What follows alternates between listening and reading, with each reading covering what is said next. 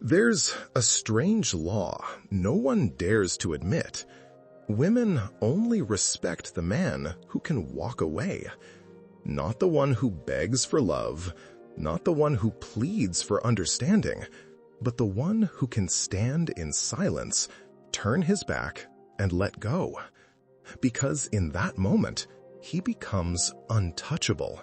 He becomes free. Marcus Aurelius understood this long before modern men began searching for answers in podcasts and dating forums. He saw that desire, when left unchecked, becomes a chain, and that the man who cannot bear loss is already enslaved by it. You think love is about holding on, but Aurelius would tell you it's about letting go without resentment, without collapse, without hatred. To walk away, not in pride, but in peace, is the ultimate act of strength. Because when you no longer depend on her approval, her affection, or her validation, you shift the balance of power. You stop living as a prisoner of emotion and rise as the ruler of your own mind. This is why most men suffer, not because women don't love them, but because they love women more than they love their own soul. And when a man remembers that his worth does not come from being chosen, but from being unshaken, he becomes something terrifying, not cruel, not cold, but calm. And that calmness, to a world built on emotional chaos, is the most frightening thing of all. Marcus Aurelius once wrote, "The soul becomes dyed with the color of its thoughts." That line alone explains why some men are quietly powerful and others are forever small. Because the moment a man's sense of self begins to depend on how others perceive him, especially women, he's no longer living, he's performing. Marcus was not a philosopher sitting comfortably in an ivory tower. He was the emperor of Rome, the most powerful man in the known world, writing his meditations alone at night, on the edges of battlefields, surrounded by betrayal, war, and temptation. He had everything men today still crave: authority, admiration, and power. Yet he constantly reminded himself that none of it was truly his. His Stoic philosophy wasn't about cold detachment. It was about self-command, the art of not being owned by anything you desire. This is where most modern men collapse. They think walking away means manipulation, that it's a tactic to make someone chase you. But Marcus saw it differently. Walking away wasn't a move. It was a state of being, a form of internal liberation. When a man clings to something, a woman, validation, approval, he reveals that he is ruled by it. Marcus would have called that slavery. Because true mastery, he wrote, is to be content with what happens, for what could suit your needs better than what the universe gives. To walk away is not to stop caring. It's to stop depending. It's to release your need for control. Imagine a man who constantly tries to please the woman he loves. He bends his values, compromises his time, loses sleep just to prove his worth. He tells himself it's love. But love, when rooted in fear, always decays. Soon she stops respecting him. Not because she's cruel, but because instinctively she can feel that he no longer stands for anything solid. Marcus would call this the tragedy of misplaced virtue, when a man tries to act good but becomes weak in the process. For Marcus, virtue was never about being nice.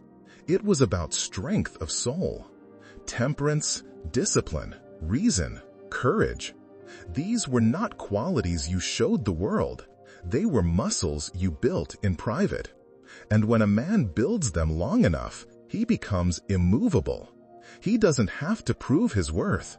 His silence speaks it. But there's a deeper truth here. one that Marcus himself wrestled with. As emperor, he loved his people, yet he had to sentence men to death. He valued peace, but he had to wage war. He cherished wisdom, but was surrounded by flattery and deceit. He was constantly forced to walk away from pleasure, from pride, from comfort, to stay loyal to something higher, his principles. That's the lesson most men miss. Walking away isn't about leaving a person. It's about leaving the parts of yourself that beg. It's a spiritual discipline, a form of death and rebirth. Marcus wrote, "You have power over your mind, not outside events. Realize this, and you will find strength." That's not just a reminder. It's a call to arms. Because men who chase approval will always be manipulated by it. And women, whether consciously or not, test for that. They test to see if a man is rooted or if he will bend, if he'll compromise his center just to keep them happy. Marcus would say this is not cruelty, but nature itself. A woman can only feel safe with a man who cannot be swayed by her storms. Picture two men. The first one argues, pleads, explains, hoping she understands his worth. The second one listens calmly, recognizes when peace is impossible, and walks away without hate. Who holds more power? It's the second, not because he's dominant, but because he is free. And freedom, Marcus knew, is the highest expression of love. Not attachment, not control, not need. Freedom is what makes love real, because only when you can walk away are you truly choosing to stay. That's why Marcus's wisdom feels almost ruthless today. He reminds men that life will take everything from you: lovers, friends, your youth, your health, and the only thing you truly own is your mind. So if your peace depends on anyone else's behavior, you are already defeated. Women sense this truth before men do. They feel when a man's calm comes from power or from fear. They know when his patience is really desperation wearing a mask. And they will respect, even love, the man who chooses his peace over their approval. Because whether they admit it or not, they trust strength more than sympathy. Marcus understood this long before modern psychology did. Humans are drawn to what stabilizes them. A man rooted in virtue who walks away from chaos radiates something magnetic, not because he plays games, but because he's unshakable. And when a man is unshakable, he doesn't repel love, he purifies it. Because love without strength becomes dependence, respect without boundaries becomes worship, and connection without self-command becomes slavery.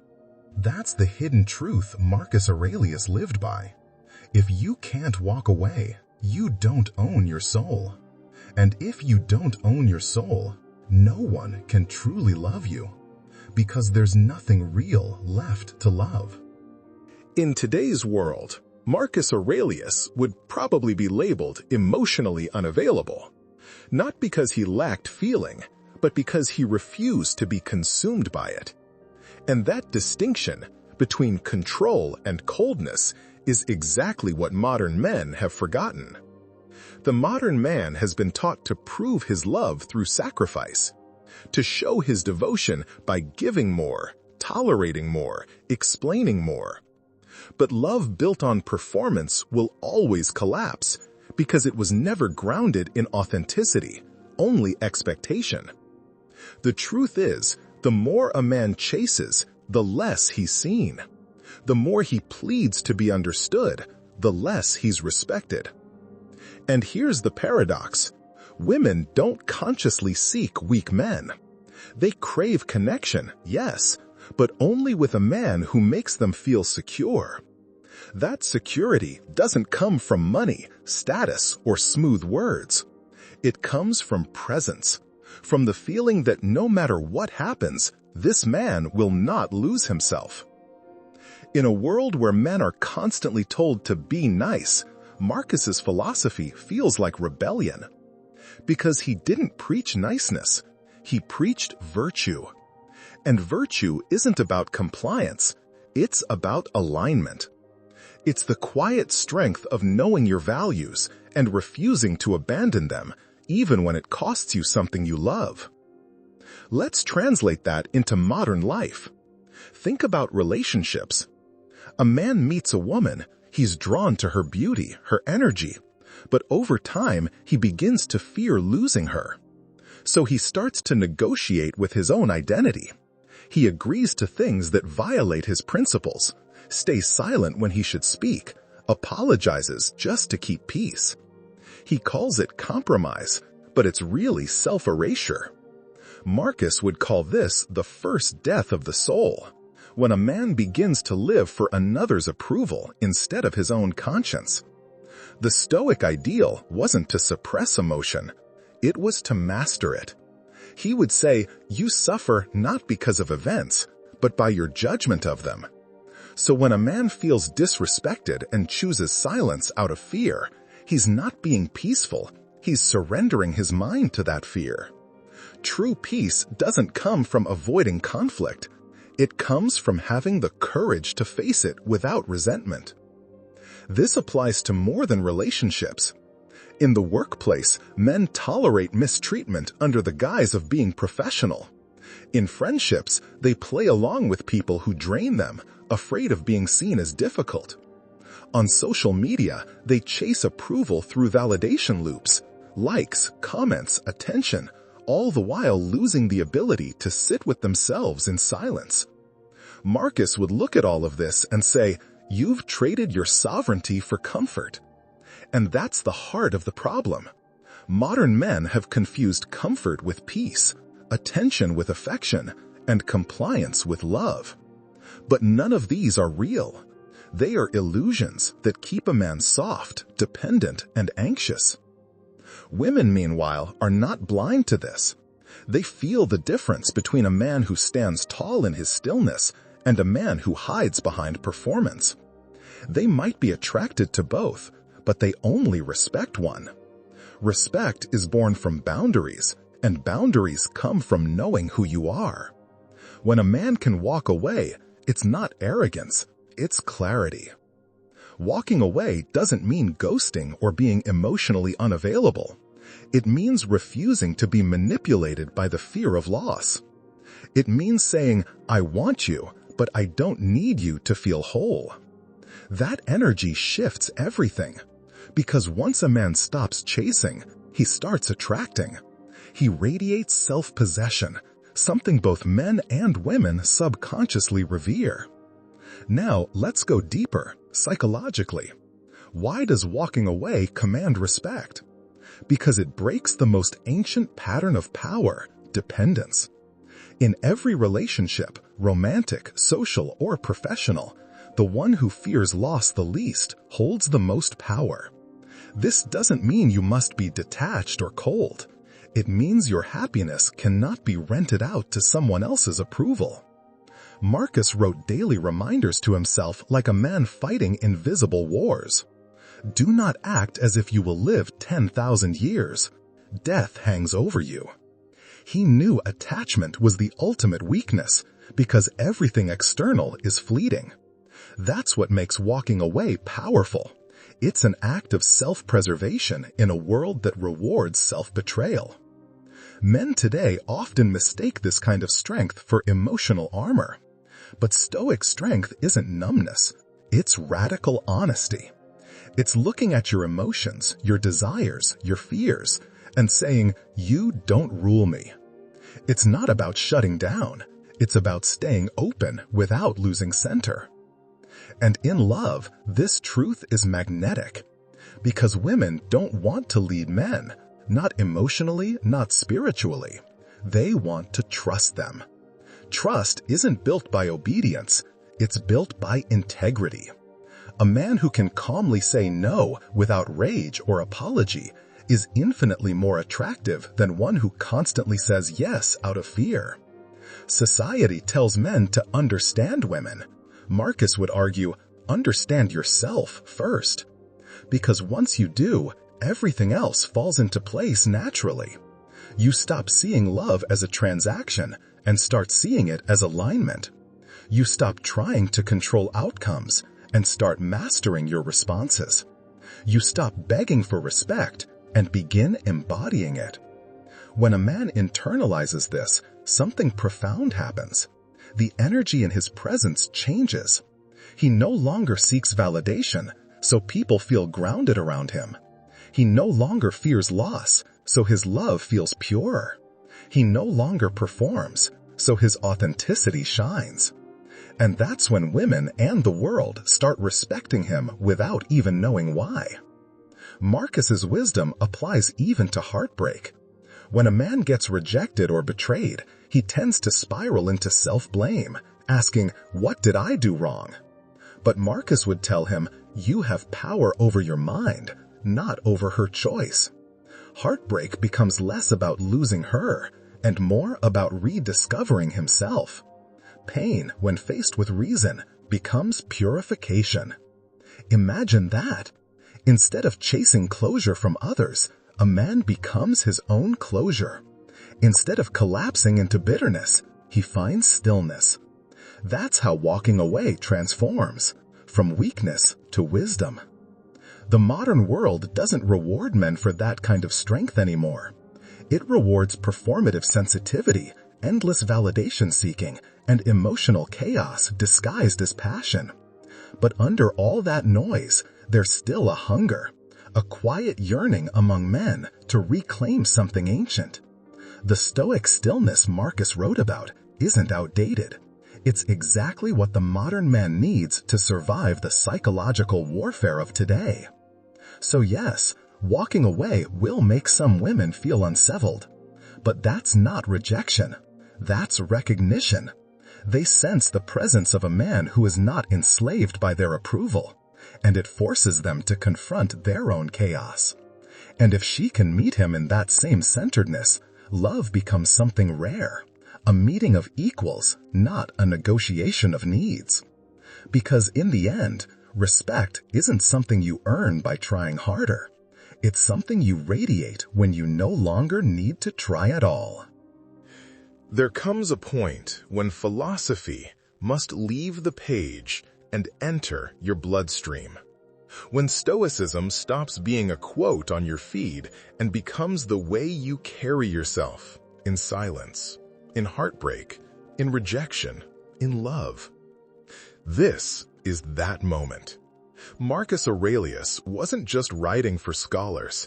He was writing for soldiers, for men in the dirt, for men whose souls were under siege. The first lesson is simple, but it will divide you from most of the world. Never beg for respect. It is only taken.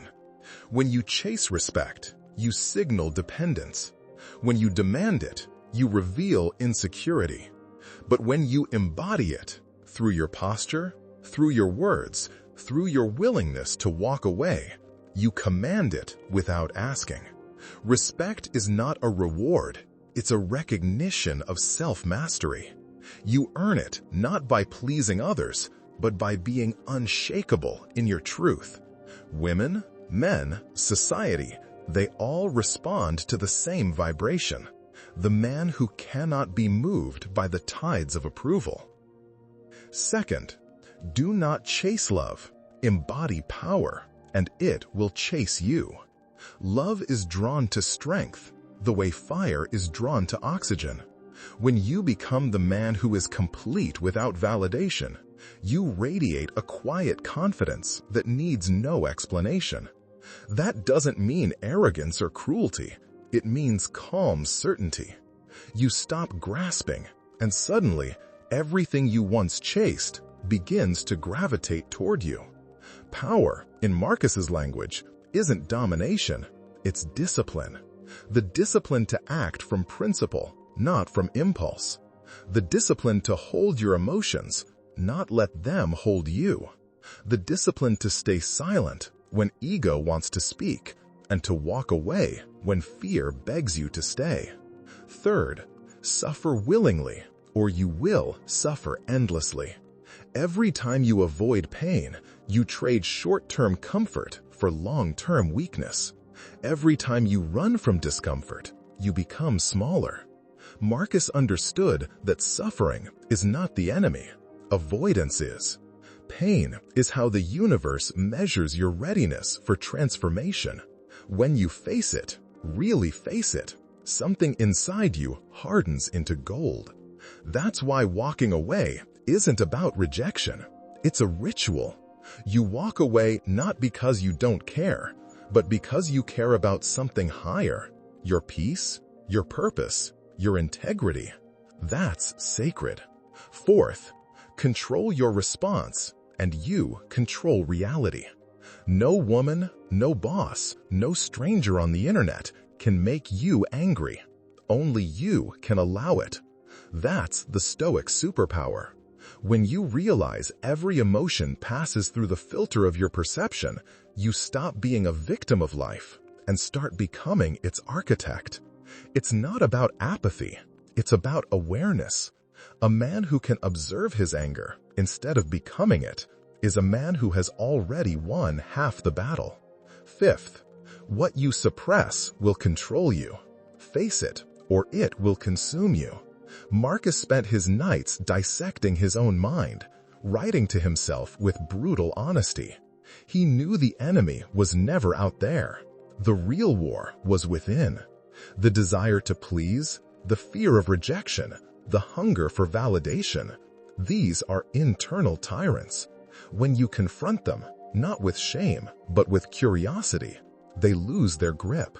That's why reflection, solitude, journaling, meditation, all of these aren't luxuries. They're your weapons. Sixth, detach without resentment. The man who walks away in anger is still chained. The man who walks away in peace is finally free. You do not rise above pain by pretending it doesn't exist. You rise above it by understanding it, learning from it, and letting it pass through you. That's what Marcus meant when he said, accept whatever comes to you, woven in the pattern of your destiny. You don't have to like what happens. You just have to master how you move through it. Seventh, be feared by your indifference, not your aggression. Powerful men don't threaten. They don't shout. They don't need to prove anything. Their silence is louder than argument. Their stillness unnerves those who depend on chaos. Because when you cannot be emotionally baited, you break the cycle of manipulation. The modern world feeds on reaction, but the Stoic man is unreadable, not because he's numb, but because he's sovereign. Eighth, remember, everything ends. Love, age ends. Praise fades. Beauty changes. Fortune turns. The man who accepts impermanence is untouchable. When you truly realize how temporary everything is, you stop clinging, and in that release, you gain everything worth keeping. And finally, your peace is your greatest status symbol. Not your car, not your followers, not your income. A calm mind, a grounded heart, and a strong spine. That's real luxury. A man at peace with himself is magnetic, mysterious, and rare, because everyone else is still chasing what he already carries within. These are not just lessons to memorize. They are laws to live by. They require constant practice. Every time you feel disrespected, pause. Every time you feel misunderstood, breathe. Every time you feel tempted to explain yourself, remember, you are not here to convince. You are here to be. The man who lives this way will lose some people, yes, but he will gain himself. And in the end, that is the only possession that matters. In the end, all of Marcus Aurelius's words, all his meditations written by candlelight under the weight of empire, come down to one haunting truth. You own nothing but your mind. Not your relationships, not your possessions, not even your reputation. Everything can be taken from you except the way you choose to respond to the world. This is why women respect men who can walk away, not because they crave indifference, but because they recognize sovereignty when they see it. A man who walks away without hate, without need, without bitterness, that man is untouchable. He is no longer reacting to life, he is conducting it. He doesn't need to threaten loss to make himself valuable. His absence speaks more than his words ever could. Marcus understood this kind of strength because he lived it every day. The emperor who could command legions still reminded himself to be humble, still reminded himself to accept pain, still reminded himself that nothing external defines the man within. Waste no more time arguing what a good man should be, he wrote. Be one. That is the call. To stop explaining, to stop proving, to stop chasing what is meant to find you. You don't have to manipulate. You don't have to impress. You only have to stand where your values live, and everything unworthy will fall away on its own. The man who clings will always live in fear. The man who can walk away lives in peace. And peace is power, not the loud kind, not the kind that roars or conquers, but the silent kind that bends the universe toward it. Because when you no longer chase, you attract. When you no longer beg, you command. When you no longer fear losing someone, you meet them as an equal, not as a slave to your longing. That is what Marcus Aurelius tried to teach through every verse of his meditations. Strength without cruelty, detachment without apathy, love without possession. A man's highest form of power is not how many he can control, but how little controls him. So, the next time you are tested, the next time you feel that pull to beg, to chase, to argue your worth, remember, your silence is not weakness. It's sacred ground. It's the sound of your soul reclaiming itself. And if she walks away, let her. Because the man who walks away first, not from pride, but from principle, is the man every woman remembers.